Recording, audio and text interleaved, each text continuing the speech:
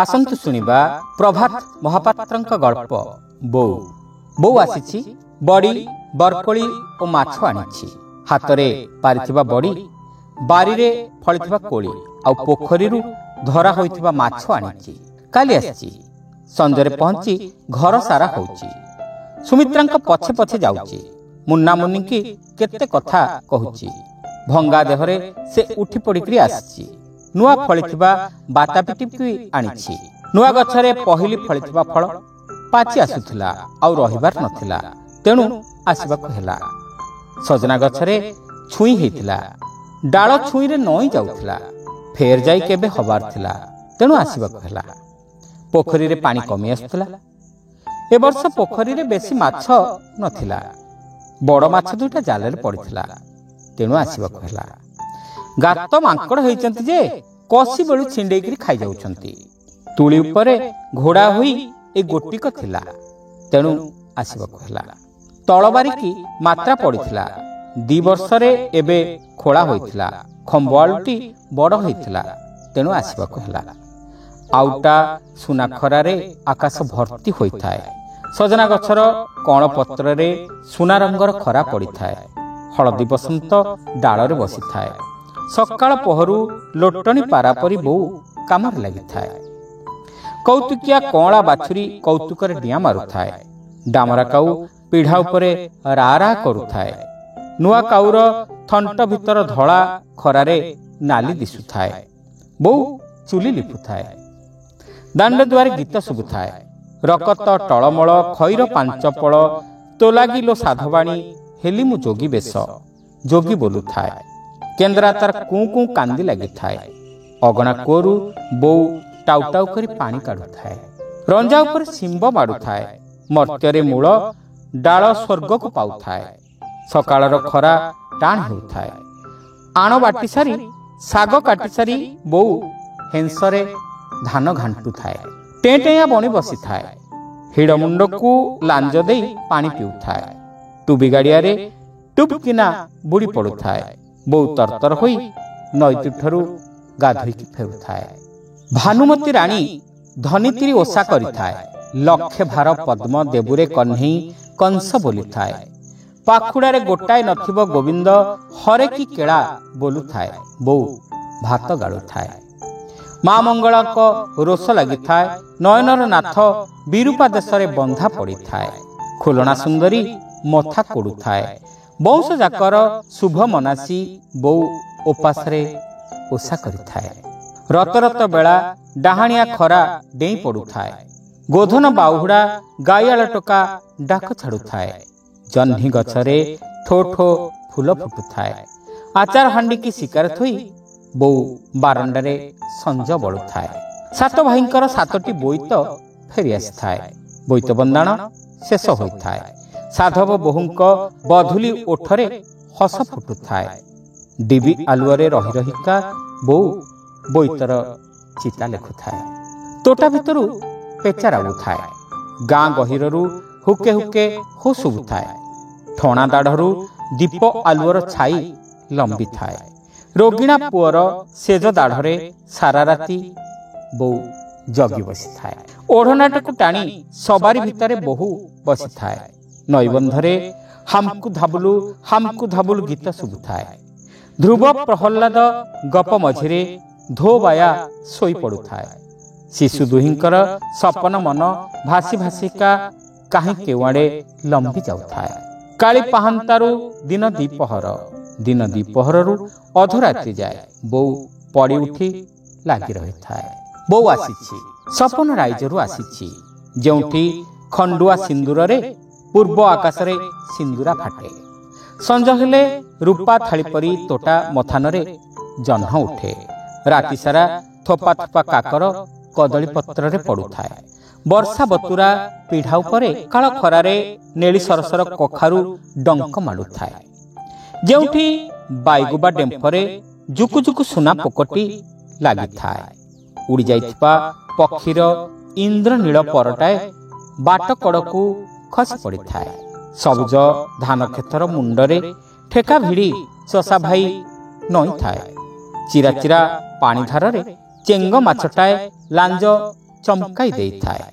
ଯେଉଁଠି କୁହୁଡ଼ିର ପେଟକୁ ମଝି ନଈରେ ସକାଳର ଡଙ୍ଗାଟାଏ ପଶିଯାଏ, ଦଣ୍ଡା ଭିତରେ ଲମ୍ବିଥିବା ଗୁଳାରେ ଧିକ୍ ଧିକ୍ କରି ଏକୁଟିଆ ଶଗଡ଼ଟି ଚାଲିଥାଏ। ଯେଉଁଠି ପୋଖରୀ ମଝିର କାଚକେନ୍ଦୁ ପାଣିରେ ନୀଳ କଇଁଟିଏ ଫୁଟିଥାଏ। ରଜା ଝୁଅର 12 ହାତୀ କେଶ ଭାସି ଆସିବ ନଈତୁଠକୁ କରି ଲାଗିଥାଏ। ଯେଉଁଠି ମିଞ୍ଜି ମିଞ୍ଜି ଜୁଳିଜୁଳିଆମାନେ ଅନ୍ଧାର ରାତିରେ ନଡ଼ିଆ ପତ୍ରରେ ହସୁଥାନ୍ତି। ଯେଉଁଠି ଫୁଟ୍ ଫୁଟ୍ ତାରାମାନେ ଅଧରାତିରେ ନିଜ ଭିତରେ କ'ଣ ସବୁ କଥା ହୁଅନ୍ତି। ଯେଉଁଠି ଯେଉଁଠି ବୋଉ ଆସିଛି, ଅମୁକ ରାଇଜରୁ ଆସିଛି, ଶାଗ ଆଣିଛି, ମାଛ ଆଣିଛି, ବାଡ଼ି ବରକୋଳି ବିରି ଆଣିଛି, ସକାଳର ଆକାଶକୁ କାନିରେ ବାନ୍ଧିଛି, ଗଣ୍ଠି କରି ସାଙ୍ଗରେ ଆଣିଛି, କେତେ କଥା କହୁଛି। ଆଉ ସେ ଗାଁ ନାହିଁରେ, ଭଲରେ ମନ୍ଦରେ ଗୋଟାଏ ହୋଇ ଆଉ ନାହିଁ। କେଡ଼େ ସୁନ୍ଦର ଗାଁ ଥିଲା, ଏବେ ଫାଟି ଫୁଟି ବାରଫାଙ୍କ ହୋଇଗଲାଣି। ଖାଲି ତୁଚ୍ଛାଟାରେ କନ୍ଦଳ, ଭାଇ ଭାଇ ଭିତରେ ବେଣ୍ଟରା ବିବାଦ। ତୋର ମନେ ଥିବ, ସୁନ୍ଦରାପାଳ ତୋଟାରେ କେଉଁ କାଳର ଯେଉଁ ବରଗଛଟାଏ ଥିଲା, ଇସ୍କୁଲ ବାଟରେ ଛୁଆ ସବୁ ତମେ ଡାଳି ବାଙ୍କୁଡ଼ି ଖେଳୁଥିଲ, ଗଲା ବତାସରେ ଉପୁଡ଼ି ପଡ଼ିଲା। କେଉଁ ଯୁଗର ଗଛ ସେ ଥିଲା। ଉଦ ଘରର ଢିଅ ଉପରେ ଇଟା ପକେଇଛନ୍ତି, ଦାଣ୍ଡ ଢିଅକୁ ଏସନ ଘର କରିବେ। ପୁରୁଣା ଘର ତାଙ୍କର ଭାଙ୍ଗି ଯାଇଥିଲା ତ, ଭଲ ହେଲା। ତୁ ଜାଣିଛୁ ଚେମ ବୁଢ଼ା ମରିବାର? ହାତ ଗୋଡ଼ ଫୁଲି ଯାଇଥିଲା। ବଡ଼ ପୁଅ ରତନୀ ତାର ପାଇ ଘରକୁ ଆସିଥିଲା। ଅଶୋକାଷ୍ଟମୀ ଦିନ ବୁଢ଼ା ଚାଲିଗଲା। ସାଧୁଘର ସୁମିର ଘର ଜ୍ୱାଇଁ କଲେ। ପିଲାଟିର ଆଉ କେହି ନଥିଲେ। ଗୋଡ଼ ଟିକେ ଛୋଟା, ହେଲେ ମାଟ୍ରିକ ଯାଏଁ ପଢ଼ିଛି। ସୁମିତ୍ରା ଆସି କହିଲେ, ବୋଉ ତମେ ଗାଧୋଇ ଆସ। ବୋଉ ସୁମିତ୍ରାଙ୍କ ପଛେ ପଛେ ଯାଉଛି। ଦିନସାରା କେତେ କଥା କହୁଛି। ହେମି ବୋଉଟା ବୋହୂ ସାଙ୍ଗରେ ଚଳିପାରୁନାହିଁ। କୋଉ 9ଟା ନା 6ଟା ହୋଇ ତୋର ଅଛି, ବାଙ୍କନିରେ ଘରେ ବସିଛନ୍ତି। କଥାକୁ ନ ଧରି ଚଳେଇ ନେଲେ କ'ଣ ହଅନ୍ତାନି? ପାରଟା ଭାରି ଭଲ ମଣିଷ, କାହାରି ଭଲ ମନ୍ଦରେ ନଥାଏ। ଖାଲି ଆମରି ଘରକୁ ଯା ଆସ କରେ। ତାଙ୍କର ଆମର ତରକାରୀ ଦିଆନିଆ। ପୁନି ବୋଉ କ'ଣ ଏବକୁ ଆଉ ଘରେ ରହୁଛି କି? ଆଜି ଏ ପୁଅ ପାଖରେ ଭୁବନେଶ୍ୱରରେ, କାଲି ସେ ପୁଅ ପାଖରେ ସମ୍ବଲପୁରରେ। ବୋହୂ ବେଳେ ବିଚାରି କେତେ କ'ଣ ଅନୁଭୋଗ କରିଥିଲା, ଠାକୁରେ କରିଛନ୍ତି। ଏବକୁ ଭୋଗ କରୁଛି। ଧନ୍ୟ କହିବ ସେ ବାଇଙ୍କୁ। ଆମ ଟନିକା ବୋହୂ ବା ଟନିଆଟା ତ ମଣିଷ ହେଲା ନାହିଁ। 4-4ଟା ଛୁଆଙ୍କୁ ଧରି ଚାରିଆଡ଼ୁ ଖାଣ୍ଟି ଖାଣ୍ଟି ସବୁ ଆଡ଼କୁ ଜଗି ଯୋଉ ହିସାବରେ ସେ ଘର ଚଳଉଛି। ମୁନାମୁନି ଲାଗି ହେଇ କହିଲେ, ଜେଜିମା ଆମକୁ ଗପ କୁହ।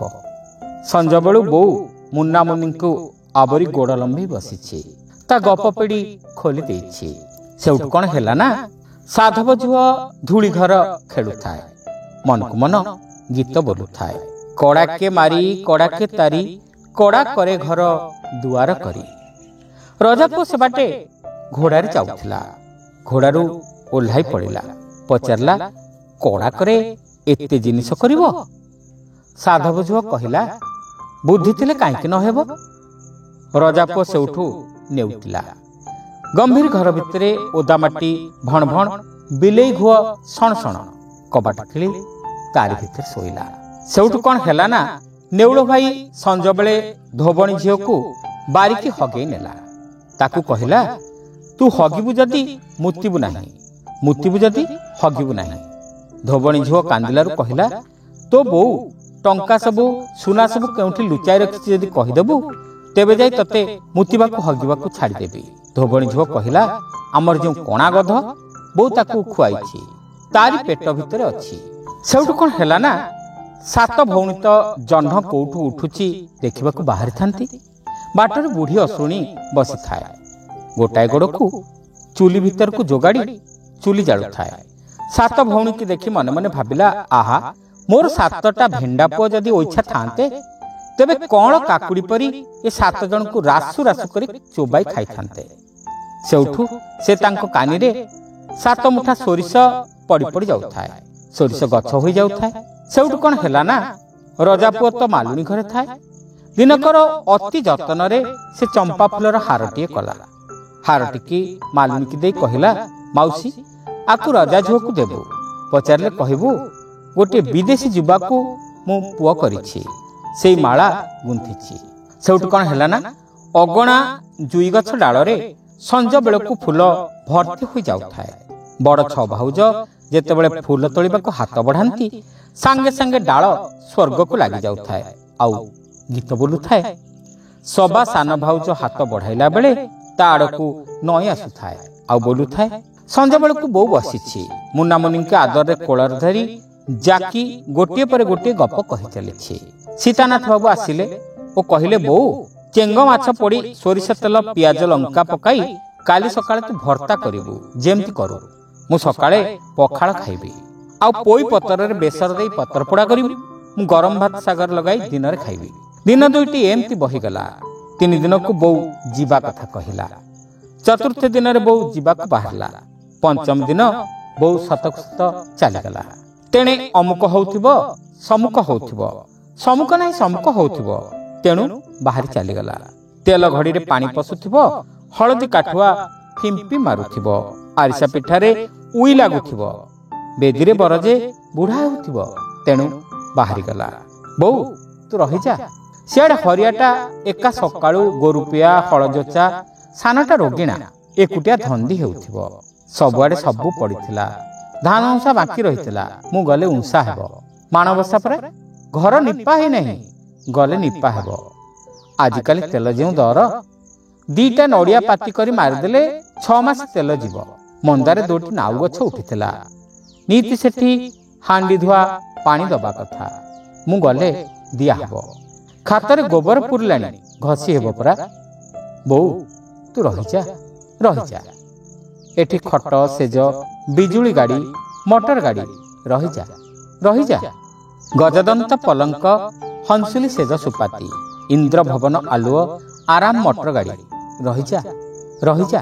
ମୁଁ ଆସୁଥିବି ରେ। ଆମ୍ବ ପାଚିଲେ କଇଁଥ ପାଚିଲେ ନୂଆ ଗଛର ପହିଲି ଫଳଟିକି ଧରି ମୁଁ ଆସୁଥିବି ରେ। ମୋ ଧନମାଳିକି ଦେଖି ଯାଉଥିବି ରେ। ନେତ୍ରରୁ ବହି ଯାଉଥାଏ ଲୁହ, କେମିତି କରୁଣ ଦିଶୁଥାଏ ମୁହଁ। ପଛକୁ ଫେରି ଫେରି ଚାହୁଁଥାଏ, ଏକା ଏକା ବାହୁଡ଼ି ଯାଉଥାଏ। ଚିରକାଳ ଜନନୀଟି ସେରନ୍ତା ପୁଅ ପାଖକୁ, ଅଶରଣ ପୁଅ ପାଖକୁ ବାହୁଡ଼ି ଯାଉଥାଏ। ପାରନ୍ତା ପୁଅ ପାଖକୁ ବାହୁଡ଼ି ଯାଉଥାଏ। ପାରନ୍ତା ପୁଅ ପାଖରୁ ନପାରିଲା ପୁଅ ପାଖକୁ ନେଉଟି ଯାଉଥାଏ। ଲୁହଭରା ଆଖିରେ ପଛକୁ ଫେରି ଫେରି ଚାହୁଁଥାଏ। ଛଳଛଳ ଆଖିରେ ଚାହିଁ ଚାହିଁ ନେଉଟି ଯାଉଥାଏ। ଚରାଚର ଚିରକାଳ ସବୁ ଥିବା ଭିତରେ ଏକା ହୋଇ ସକାଳୁ ସୀତାନାଥ ବାବୁ ବସିଥିଲେ। ଶୂନ୍ୟ ଦୃଷ୍ଟିରେ ଶୂନ୍ୟ ଆକାଶକୁ ଚାହିଁଥିଲେ। ସୀତାନାଥ କହିଲେ, ନା। ଶ୍ରୋତା ବନ୍ଧୁ, ଏଇଠି ଶେଷ ହେଲା ଗଳ୍ପ ବୋଉ। ଗପଟି ଆପଣମାନଙ୍କୁ କେମିତି ଲାଗିଲା କମେଣ୍ଟ କରି ନିଶ୍ଚିତ ଜଣାଇବେ। ଆମର ଚ୍ୟାନେଲରେ ଯଦି ନୂଆ ହୋଇଥାନ୍ତି ତେବେ ସବସ୍କ୍ରାଇବ୍ କରିବାକୁ ଓ ବନ୍ଧୁମାନଙ୍କ ଭିତରେ କହିବାକୁ ଭୁଲିବେ ନାହିଁ। ରହିଲୁ, ନମସ୍କାର।